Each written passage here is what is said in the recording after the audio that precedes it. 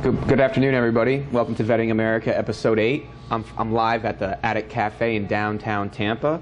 I'd like to thank Anthony Kovic, the executive producer of Vetting America, along with Richard McIntyre of McIntyreFirm.com, our sponsor.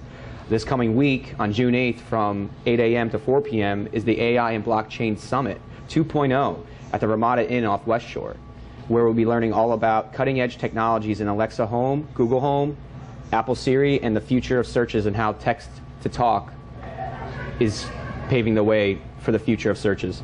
I would like to introduce my guest, Bobby Carbonell, hey, of Veterans Florida. Bobby's currently a captain in the National Guard, director of Veterans Florida, and owner of the Growler Country, a local pub in Tallahassee. So, Bobby, why'd you decide to stay in as a reservist? I actually joined the National Guard from the beginning. Okay. So the plan was to go to college. The National Guard was going to pay for it, do ROTC, commission, and then go on active duty in the Army. So I joined the Army National Guard, and this was in the summer of 2000. So it's pre-9/11. Thought, this would be a great way to start my military career, get to college out of the way. Obviously, things changed. September 11th happened. Our unit was deployed in late 2002. We were activated, one of the first units to go to Iraq, and came back and went to college and just really liked the ability to be able to have a full civilian career and a military career at the same time. And so this year I'll be 18 years in the reserve component in the Army National Guard, and now in the Air National Guard for the last 8 years. So you haven't technically transitioned out of the military, but I feel as though the last 17 years you've always been set up to properly transition out. Yeah, I think that's a unique feature that reservists, we kind of live in both worlds at the same time, so we're constantly transitioning. So Yes. we have to be able to speak both languages and be fluent in military and civilian like languages and lingos for jobs and everything else.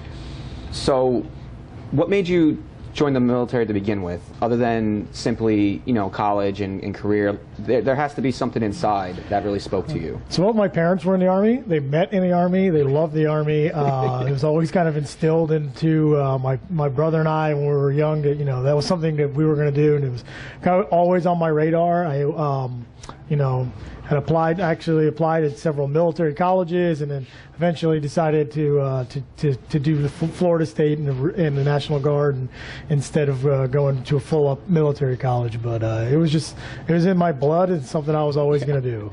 Let's talk about how your military experience has helped your civilian career, and how your civilian career has helped your military career, and how you found balance between the two and have made it work for you so successfully.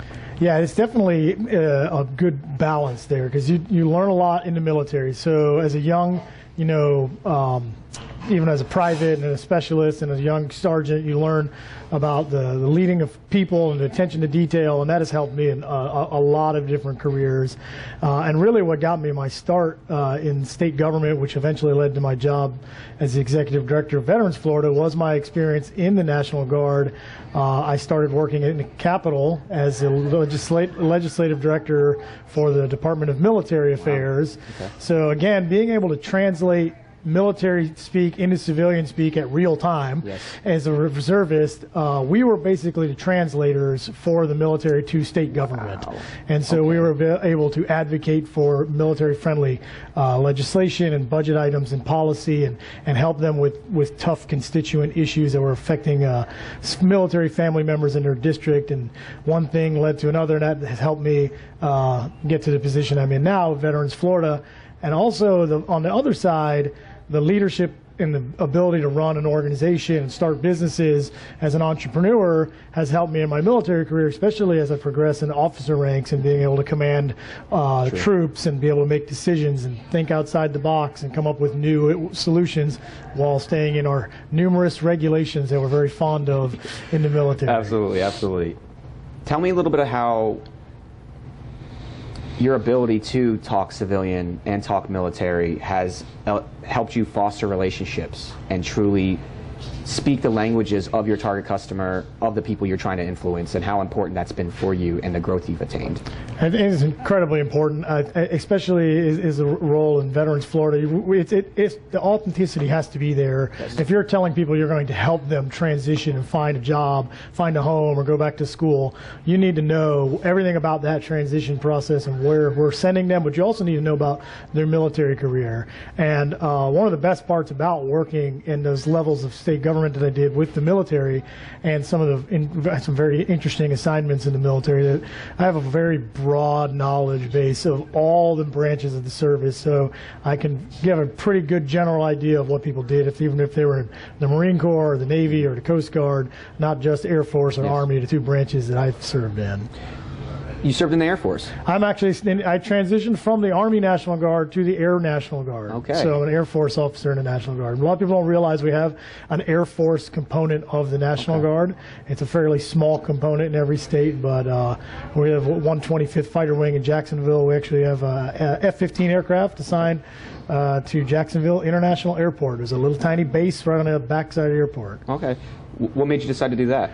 I've always had a soft spot for the Air Force. After deploying with the Army as an infantryman and seeing how the Air Force lived, I think I knew I had made a poor decision. Yes. And so years later, I finally finished my degree and had that exposure to the units and their mission and the impact that they have to national security and homeland defense. And an opportunity came to apply for a commission, and I just went after it, and was fortunate enough to be selected and be one of the very few in the state. How did you find out about Veterans Florida? How did you land that gig? And inevitably, what has it done for you? I know you help a lot of veterans. You've helped me. I was actually in the last class of Veterans Florida, and I learned a lot. I met a lot of great connections, built a lot of great business relationships, friendships. I see it from my end, but I want to see it from someone who actually gets to put it on and gets to actually really get down and dirty with the veterans themselves and trying to help them figure out who they are out here from who they were in. It's a very interesting story. So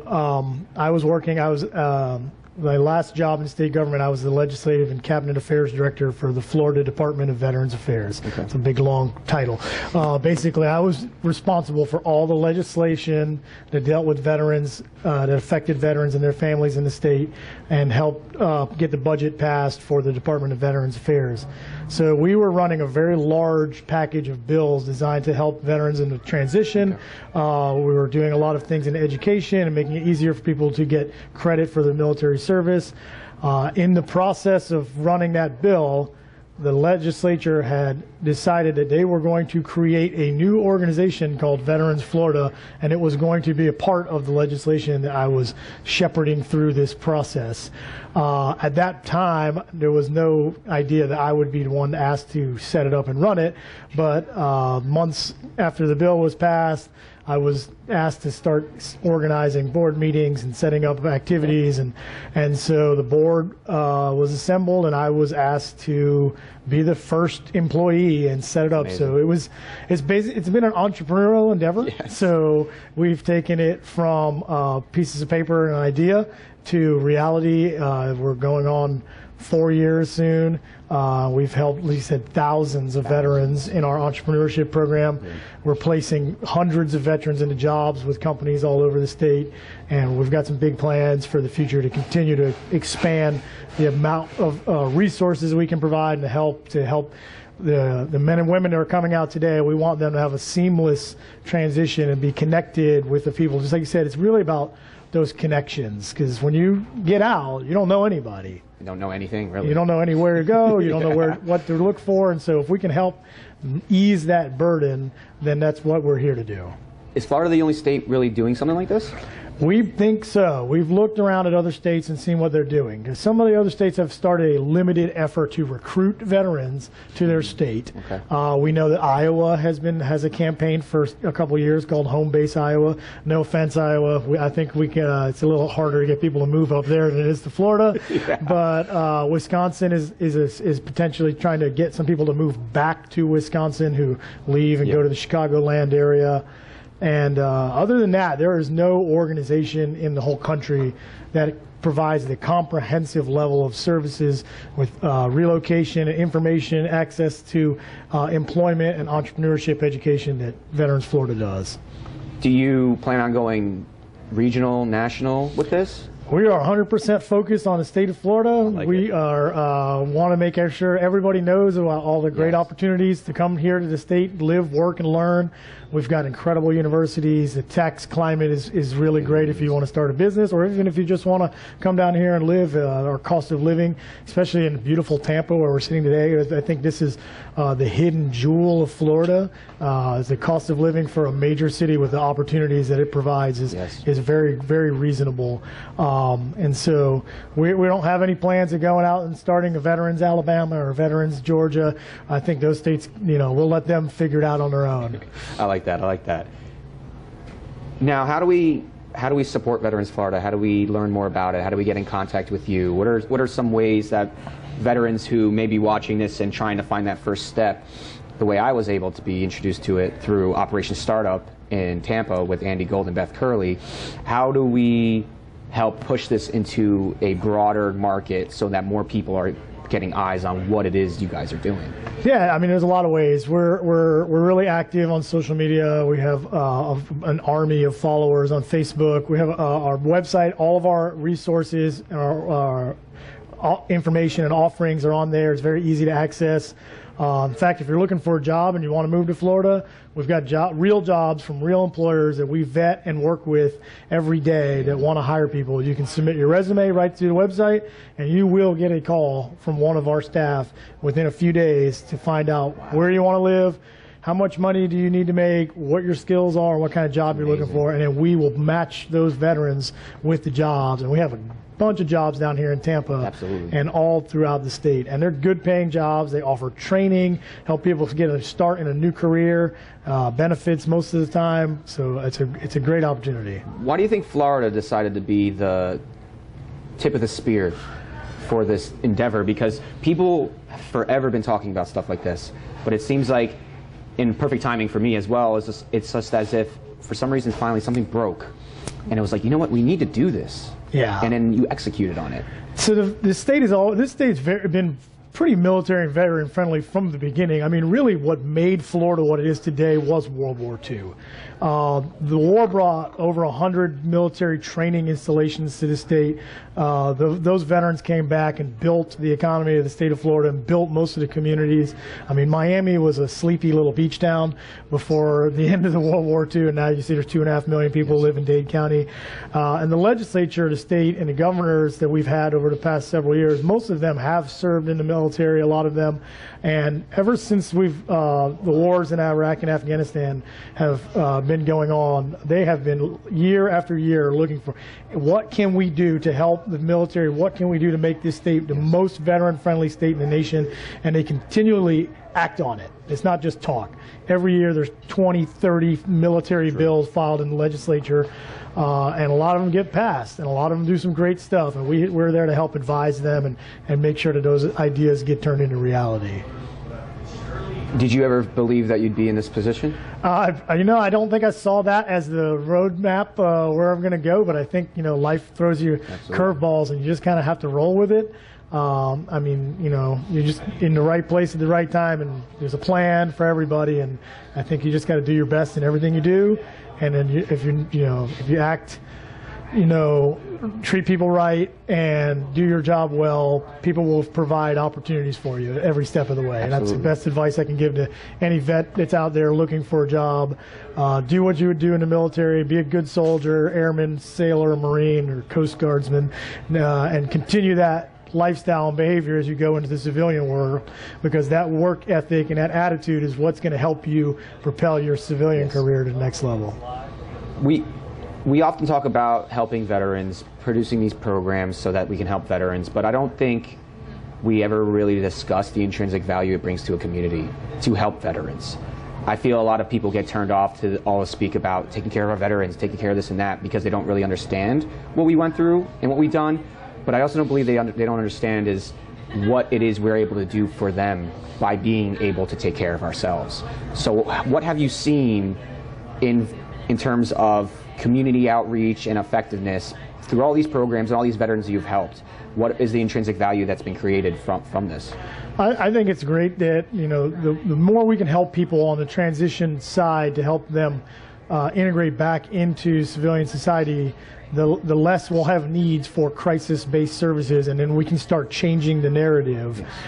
Veterans we're not a unique, you know, creature or animal. We're all just Americans. We come from all walks of life. We come from all ethnicities and income brackets and education levels. But people have a shared bond of service.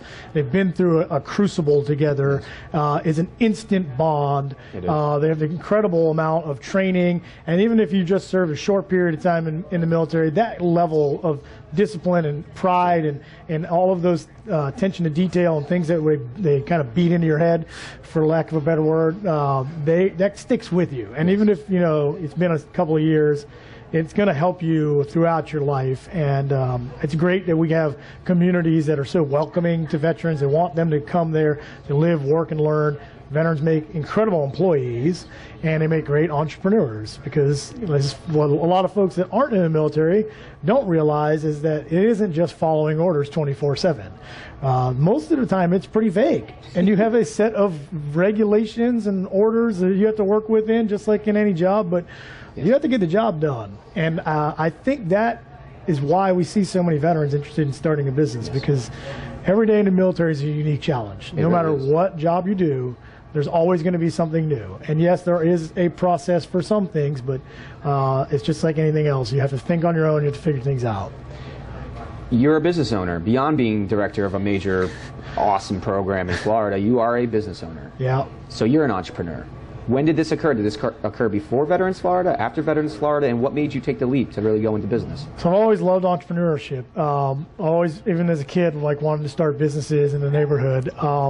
We actually started a business in college. Well, I had just come home from Iraq. Went back to the job I had, but I had this desire to like do something on my own. And again, I was partner with my brother. We're pretty close. We work together a lot. We opened a car dealership and repair facility in. Did that while we were going to school full time, and then we realized that was probably not a great idea. We're making money, paying our bills, but eventually decided to focus on our studies. But that bug, once you get it and work for yourself, it's kind of hard to go back. And so going back after more years in military duties and assignments and state government, I found the concept that I loved. I was always into craft beer, was a home brewer. Loved going to breweries, but we had just had our daughter. You know, getting to the point where you can't just go jet across town for a great beer, and sometimes you just don't have good options in all of the suburban neighborhoods. So I found a concept that I liked in another state while we were traveling. Came home, immediately started putting that business plan to work in 2013. Had to work out some kinks, make the laws were not 100% clear on what was allowed and what wasn't. So we went to the legislature and put some ideas down on paper, helped pass a new law that authorized the growler sales in Florida in 2014. And then we opened the doors pretty much right a couple months before I started with Veterans Florida. So it all kind of happened at the same time. It's almost as destiny came together for you. It did. It's just kept me really busy. How have you been able to manage your work-life balance between Veterans Florida, between your duties with the Air National Guard, your family, your brother, your business, everything? I mean, how do you do that? I feel sometimes I don't have any of that going on, and some days I'm just drowning. Yeah. It's pretty tough. You really got to like learn what you can be effective at, where you can add value, and do those things well, and then the rest of the things you have to learn to let go and delegate. Very true. So in the business, my brother's he's the operating partner. He does all the day-to-day work, and I help him with like legal, financial, long-term decisions, planning, things like that. Things that I can work a couple hours a day, a couple hours a week on, meet with him, talk with him on the phone. I schedule everything out. I live and die by the calendar. Like, so, I have times where I go back and do my military duties, check emails, make phone calls, report in, and then, every day we come home, you just got to learn you have to turn it off for a few hours and spend the time with the family, because that's the most important part of anybody's life. And if you don't take care of your family, you work 24/7, you're probably not going to have a job or a family one day. So you can't just keep burning at both ends. How has your adventure and your journey shaped the man you've become? What are some of the principles that have guided you, the ethos that you hold dear to your heart that not only guide you in your path, but also you want to instill in your children and the people you work with and the veterans that you're trying to help? I think a lot of it comes from the military. I think every service has got their core values. The Army's got a whole bunch. The Air Force keeps it simple and easy. Integrity first. Service before self and excellence in everything we do. Yes. So I apply that to life, and I apply it to everything I do. We're 100% transparent and honest with everybody we work with at Veterans Florida and in our business. And I think that trust in integrity is paramount to everything we do. You only get one chance at a reputation in life, and that's what's going to stick with you. True. And people remember if you're not honest and you don't have integrity. What we do at Veterans Florida is this is a passion for all of us. Like almost 80% of our employees are veterans or family members of veterans, so we take it personally. We work hard because this is something bigger than ourselves. Yes. That we want to help other people. So that service before self idea is something that's always been a point of pride for me and our employees, and something I look for in all the people that we hire. And then excellence in everything you do. I don't like to do anything halfway. So if you're going to do it, you're going to commit, and you're going to do it 100% and make sure it's right every single time. And people are going to make mistakes. I've made mistakes. You learn from them, you move on, and you keep going. But it doesn't mean you're not putting your best foot forward every day. I think that experiences and those values that have been instilled in me over a nearly 20-year military career and work career is really turned into my personal life and everything I do, even off the clock, which is pretty rare. But the same attitude and the same work ethic goes in the same way I treat people and my friends and family. That has made me who I am. Absolutely, authenticity is everything. What are some of the ways you've been able to get out of your own way in life? I find that as I've gone through introspectively looking at my life and then taking my observations of myself and applying them to others, I realized that the biggest issue with attaining our greatness is getting out of our own way. You seem to never be really in your own way. You seem to be able to hard charging, always going through. What are some things you've done to really help you get out of your own way and just conquer whatever's in front of you?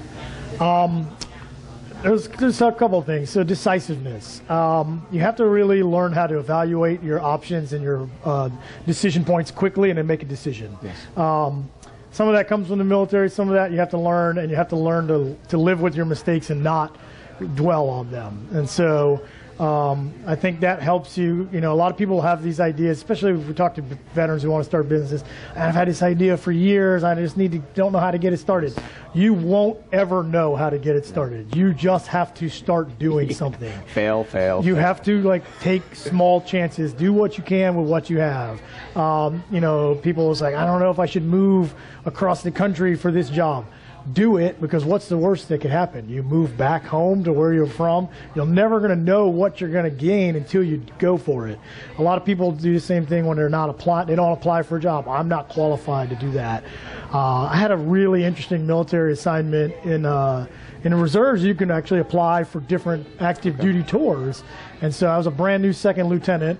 There's not a whole lot of opportunities for lieutenants. Nobody really likes the lieutenants. They're typically viewed as lost or inexperienced, but I had a 10-year NCO career before, so I applied and was selected to be the aide-de-camp to a 3-star general who was in charge of all the air defense for the United States. And if I would have doubted myself and said I'm not qualified, they're never going to pick a lieutenant to do this job. It was advertised for a lieutenant or a captain, so you have to take those chances. And I think that helps, kind of what you say, get out of your own way. But be prepared at the same time. I'm not saying go out there and be a hip shooter and just kind of, do things without looking. Don't leap without looking. Yeah. Plan where you're going to land.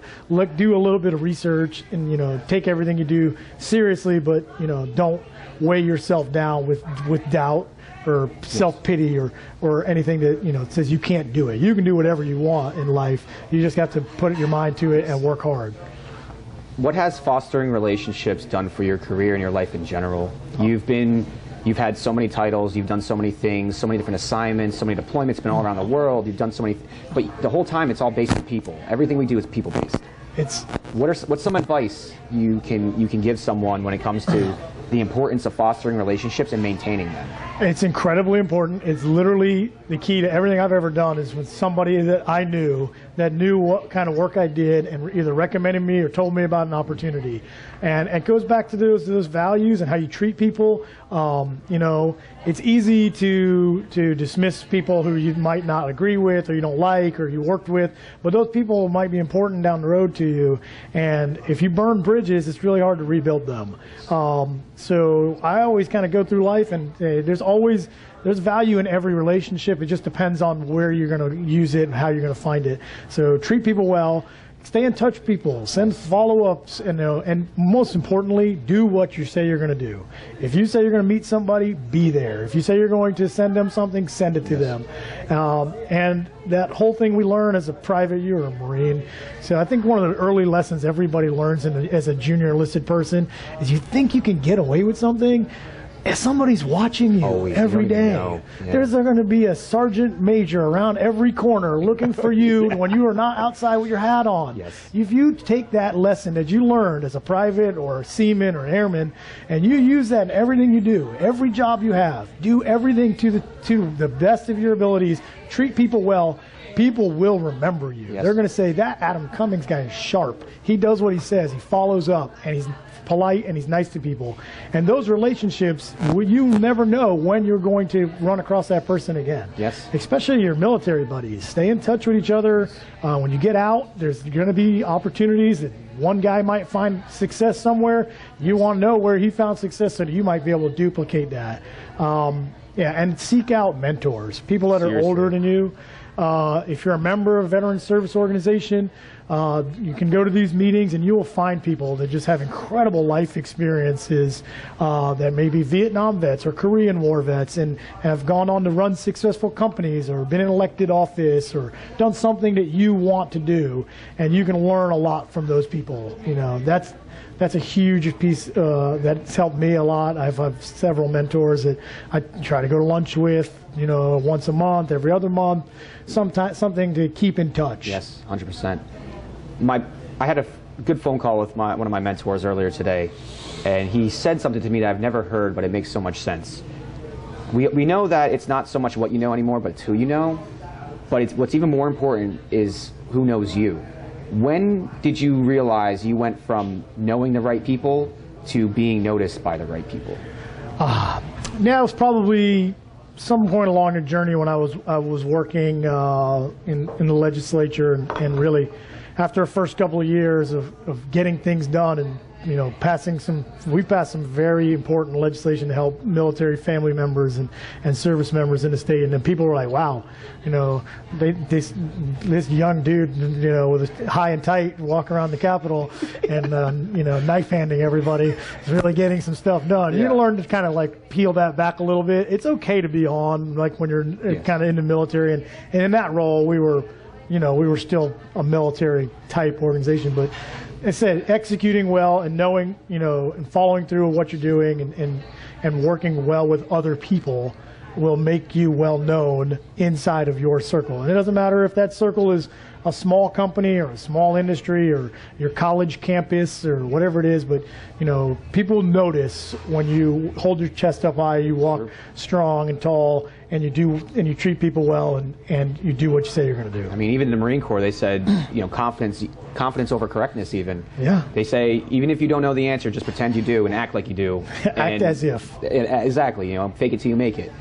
So we're about to wrap it up here, and I have one question I like to ask every one of my guests, and that is, if you have a piece of sage advice you can give a transitioning veteran, soon-to-be veteran, or a veteran who has transitioned in the last, say, 4 years, what would it be, and what would you tell them to help ease the pain that is transitioning, because it's pretty rough for a lot of us? Don't devalue yourself. Don't let people tell you you're not good enough to do something. Don't doubt your abilities. I think a lot of people get kind of tied up, and I haven't been able to find the right job or the right position. You know, you really, like I said, you just kind of have to get out there and do something. Find something that you're interested in and get in there and do it. And then the best thing I can tell people is, after seeing a lot of people struggle with the post-military work, once you find something you like to do, stick with it. Yes. Become an expert in that industry. If you're hopping from industry to industry to industry, no one's ever going to get to the point where they know you. And that's where those opportunities come from, is that when you're well known in a circle in an industry, people will say, hey, I got a job. I think this guy might be the right one, or this girl might be the right one for my company. So, you know, it may take you a few times, but you'll find what you like and what you're good at, and you got to stick with it. And even if you got to start at the bottom, everybody's got to start at the bottom. If a CEO of, you know, a major company decided to go join the Army tomorrow, he would start as a private or as a second lieutenant. And I mean, trust me, if for enlisted folks out there, it's not much different. It's, you're going to start at the bottom and work your way up. And, you know, you may be able to start a couple rungs up, but do well and stick with it. And do you have any announcements you would like to tell your fans, your followers, your network of events coming up and things that's coming down the line from you and Veterans Florida? So we're actually doing a large event here in Tampa for the Veteranpreneur Battle of the Pitches. So we're featuring the top 2 business ideas from our 6 entrepreneurship programs, competing for a really large prize pool of cash and some great in-kind services to help launch their businesses. And it's really just about showcasing the talent that veterans have and really showing all the great businesses that people are starting. We're going to be gearing that program to start back up in the late summer, and it's going to run all year. And it's going to be there's going to be great opportunities. So if you haven't heard of us yet, or you have an idea and you want to be interested in the business, come to our website, sign up for our newsletter, like us on Facebook, so you can stay in touch and we can let you know when the next opportunity for classes start. Absolutely, and all those links will be provided above. So I'd like to really thank you, Bobby, for coming out and talking with me. I know you're a very busy man, and I actually learned a lot from this interview myself. I was thinking while you were talking, I was like, man, I could really apply those myself. So I really appreciate your insight and your wisdom. I would like to thank Anthony Kovic, our executive producer, along with Richard McIntyre of McIntyreFirm.com. I would also like to thank the Attic Cafe for hosting us here. And that's it for Vetting America show number 8 and this beautiful day in downtown Tampa. It's just another lovely day, and it's a lovely life and great people like him. So I appreciate all of you at home, and if you would like to learn any more information about anything, you can message me, email me. All that information will be provided. Have a great afternoon. Thank you so much. Thanks, man. Thanks.